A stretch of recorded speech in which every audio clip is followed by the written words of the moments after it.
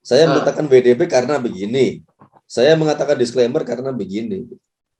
Jangan sampai nanti ternyata WTP tapi kemudian banyak penyimpangan yang ternyata cukup material dan cukup menjadi perhatian publik gitu. Itu juga BPK-nya harusnya bisa digugat gitu. Kenapa you bikin opini kayak gini gitu. Saya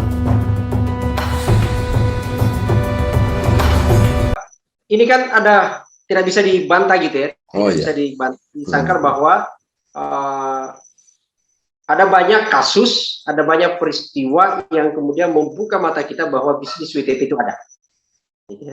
Jadi bahkan rentetan misalnya Bekasi dan kemudian mungkin bukan, saya koreksi sedikit ya, mungkin bukan kasus itu ada tapi berpotensi ada lah gitu, lebih halus lah gitu ya. Meskipun pengakuannya Bupati Bogor menyatakan itu karena WTP gitu ya, gitu. Nah, maksud saya pada posisinya adalah gimana sebenarnya ini untuk kita melihat. Saya tadi tertarik pernyataan bahwa WTP itu memang sifatnya harus gitu ya, wajib gitu, karena ini menjamin bahwa Anda clear mengelola uang rakyat lah gitu ya, Anda akuntabel, Anda disebut tadi penjamin gitu ya. Tapi posisinya sebenarnya adalah kalau itu konteksnya gimana, apa yang sebenarnya harus kita, poin penting sekarang inilah apa yang harus dibenahi gitu. Kan gini Pak, apa namanya tadi saya katakan bahwa lembaga-lembaga yang mengelola dana publik, ya terutama keuangan negara, keuangan daerah itu ya wajib hukumnya WTP. Kenapa begitu? Karena begitu dia tidak WTP, maka seluruh laporan keuangan itu menjadi tidak relevan untuk dianalisis.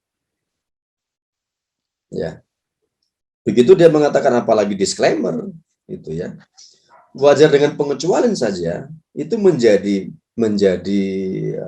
bukti bahwa laporan keuangan itu nggak bisa dianalisis. Gimana orang salah kok dianalisis?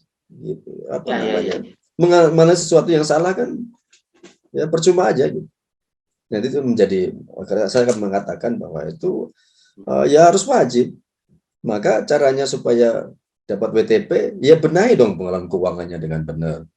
Ya. SOP-nya dibenahi, ya tata kelolanya dibenarin, regulasinya diatur, ya supaya menuju ke arah yang lebih baik, kira-kira gitu. Jadi memang itu tugasnya pemerintah daerah memastikan bahwa pengelolaan keuangan itu on the right track, benar sesuai dengan aturan perundang-undangan. Satu. Yang kemudian yang kedua adalah apa yang mau dibenahi. Ya semuanya harus dibenahi, Pak. Ya. Di BPK-nya sendiri ini adalah apa namanya momen yang bagus untuk mengevaluasi diri ya.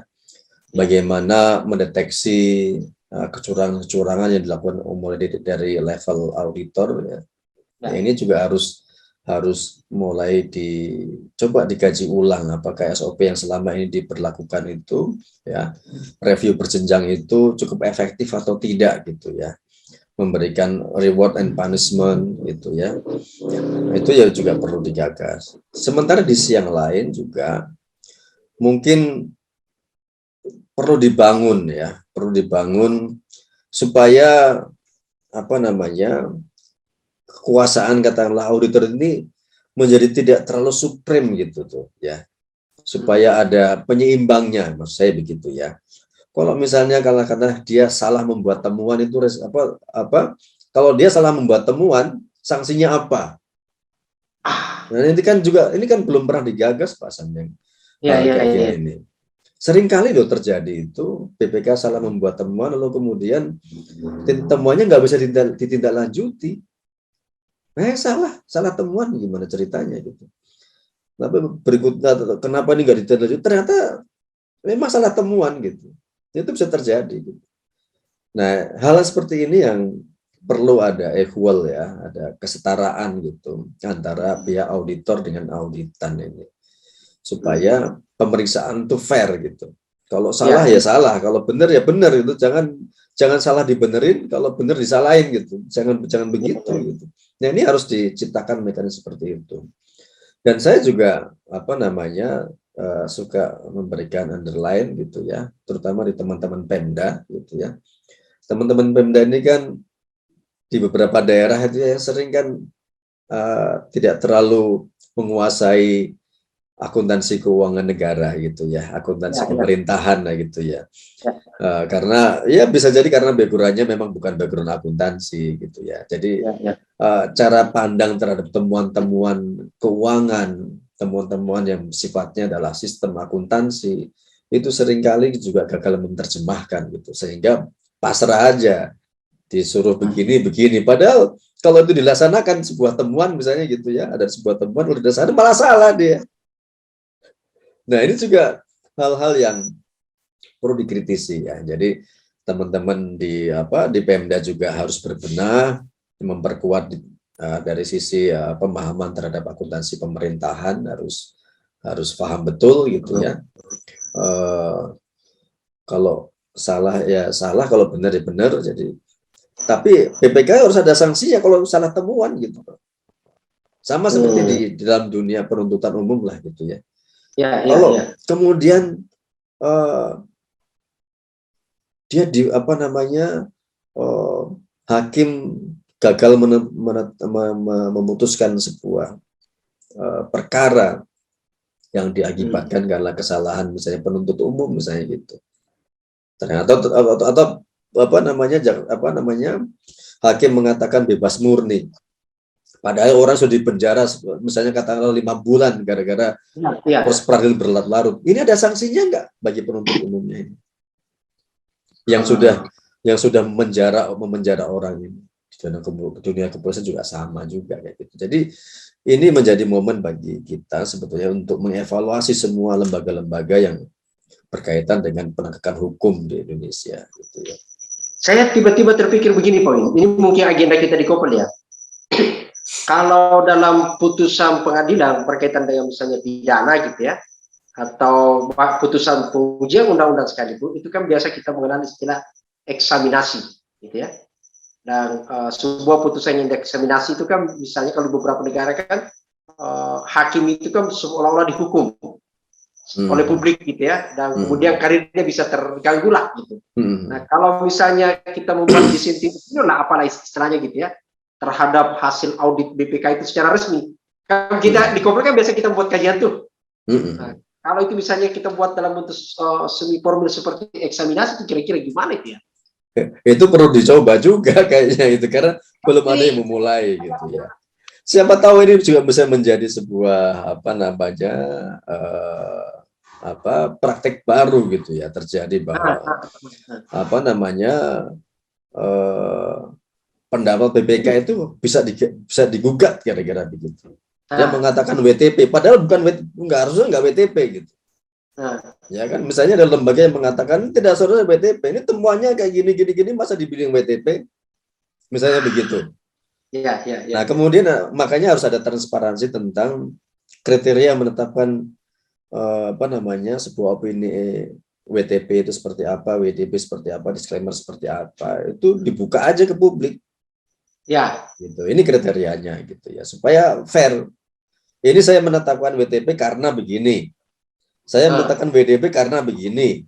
Saya mengatakan disclaimer karena begini. Jangan sampai nanti ternyata WTP tapi kemudian banyak penyimpangan yang ternyata cukup material dan cukup menjadi perhatian publik gitu.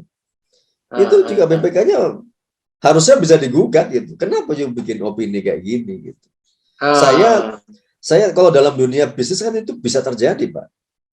Misalnya perusahaan yang sudah go public.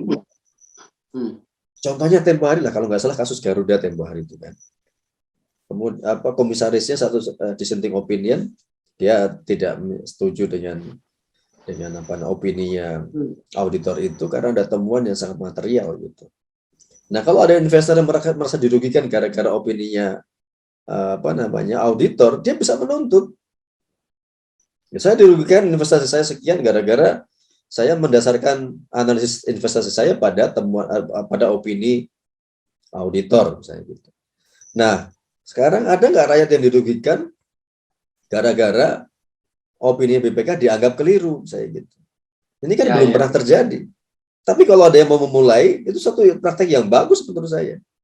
Supaya ini ada kontrol itu, Pak. Menurut saya ini kalau nggak ada kontrol memang. Saya gini, katakanlah kata Rike menyebut bahwa ini BPK itu opininya menjadi penjamin gitu ya.